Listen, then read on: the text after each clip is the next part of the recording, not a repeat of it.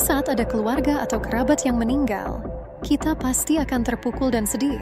Bahkan kita akan tenggelam dengan perasaan sedih itu beberapa hari. Tapi, bagaimana jika kita melihat banyaknya korban tewas dalam pertempuran? Perasaan apa yang akan timbul saat melihatnya? Assalamualaikum warahmatullahi wabarakatuh. Sahabat beriman, channel Islam Insight Indonesia. Seorang tentara anggota pemakaman militer dari Israel dikabarkan mengalami kondisi kritis, dipicu oleh tekanan yang berasal dari tugasnya memakamkan tentara IDF yang telah tewas, serta trauma melihat banyaknya jenazah, seperti yang dilansir oleh media berbahasa Ibrani pada hari Selasa. Dalam detailnya, surat kabar The Times of Israel mengungkapkan bahwa Kapten Sivan Sikeli Ben-Zitri mengalami serangan jantung karena tekanan psikologis yang berat yang ia alami selama bertugas di Medical Center, Sheba. Kapten Sivan mengalami serangan jantung sekitar 1,5 bulan yang lalu, yang dipicu oleh tekanan psikologis yang sangat berat akibat tugasnya. Meskipun saat ini masih dalam proses rehabilitasi, baik dia maupun tim medisnya optimis untuk kesembuhan total dalam jangka waktu yang lebih lama, demikian dilaporkan oleh media. Pada tanggal 8 Oktober, sehari setelah operasi Taufan Banjir Al-Aqsa yang terjadi di wilayah Palestina yang saat ini dikuasai oleh Israel, sekitar 1.200 orang Israel tewas dan 240 lainnya ditahan di Gaza. Kapten Sivan ditarik kembali ke dinas militer sebagai anggota cadangan. Tugas utamanya adalah memberitahu keluarga tentang kematian anggota keluarga mereka dan bertanggung jawab atas perencanaan serta pengawasan pemakaman para prajurit penjajah. Kapten Sivan lalu mengungkapkan apa yang ia alami. Ada banyak pemakaman, lebih banyak dari yang pernah kami lihat sebelumnya. Saya melihat 17 kuburan yang baru digali, dan saya merasa kaki saya melemah dan saya hampir tidak dapat berdiri. Pada hari lain ia mengungkapkan, saya sampai di rumah dan langsung merangkak ke tempat tidur tanpa makan, dan pada pukul 4:30 pagi, saya bangun dengan perasaan lelah. Saya tidak bisa merasakan sisi kiri saya. Tangan kanan saya lumpuh dan jantung saya terasa seperti ada yang merobeknya dari dada saya. Hati saya benar-benar hancur karena tekanan psikologis, ungkap Kapten Sivan. Para medis yang menanganinya menyatakan bahwa Kapten Sivan tampaknya mengalami serangan panik, meskipun dia meminta untuk segera dilarikan ke rumah sakit. Setelah tiba di fasilitas medis, pemeriksaan awal menunjukkan kondisinya stabil dan tidak menunjukkan gejala serangan jantung atau kardiomiopati Takotsubo, yaitu kondisi melemahnya ventrikel kiri sementara yang sering terkait dengan stres mendadak. Namun saat sedang dalam proses pemeriksaan lebih lanjut, Kapten Sivan merasa ada hal yang sangat mengganggunya. Saya menyuruh suami saya untuk segera ke dokter. Ternyata saat itulah saya mengalami serangan jantung, kata Kapten Sivan.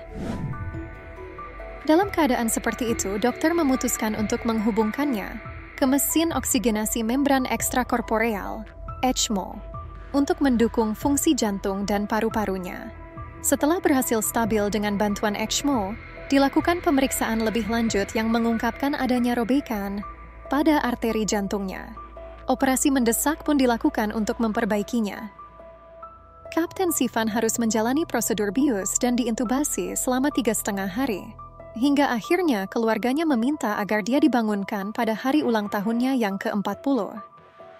Beruntung, dia pulih dan memulai fase rehabilitasi awal selama 1,5 bulan di Sheba.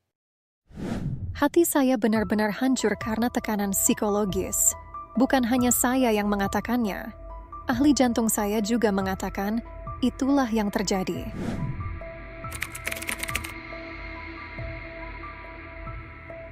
Perlu dicatat bahwa insiden ini mengonfirmasi apa yang sebelumnya disampaikan oleh juru bicara, Brigade Al-Qassam, Abu Ubaidah.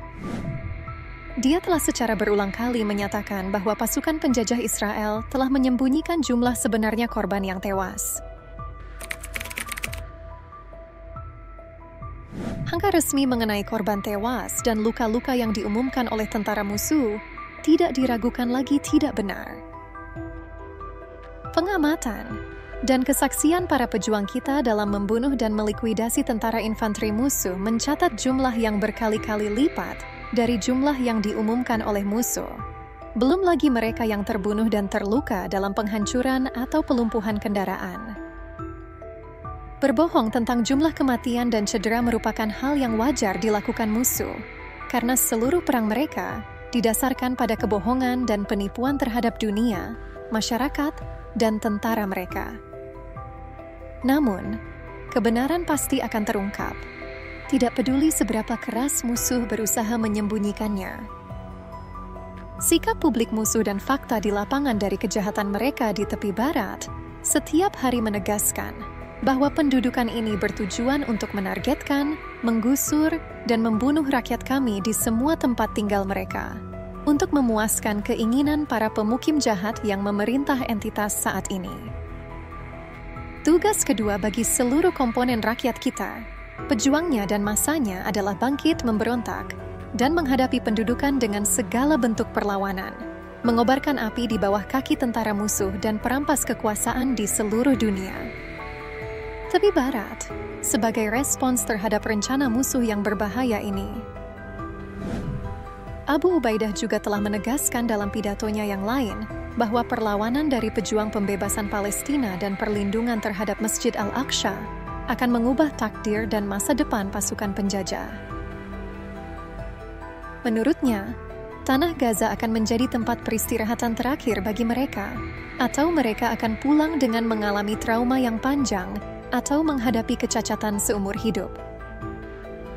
Hingga saat ini, jumlah korban tewas di kalangan pasukan Israel sejak dimulainya operasi banjir Al-Aqsa telah meningkat menjadi 464 orang, termasuk diantaranya adalah para perwira. Pada hari Selasa, media Israel melaporkan kematian 4 tentara lagi, termasuk seorang perwira yang memiliki keahlian khusus dalam operasi terowongan. Perlu diketahui, tentara Israel atau IDF beberapa hari lalu mempublikasikan gambar terowongan terbesar Hamas yang ditemukan di bawah jalur Gaza sejauh ini, dekat persimpangan Erez antara wilayah Palestina dan Israel. IDF menyebutkan, jalur bawah tanah itu bagian dari jaringan percabangan lebih luas yang membentang lebih dari 4 kilometer. Tapi hal itu ditanggapi dengan santai oleh pejabat tinggi Hamas, karena menurutnya sudah terlambat dan misi sudah selesai. Wallahu alam bissawab. Itulah kisah azab peringatan dari Allah Subhanahu wa Ta'ala kepada tentara IDF Israel. Jika ada kesalahan mohon dimaafkan, karena kebenaran datangnya dari Allah dan kesalahan dari saya pribadi.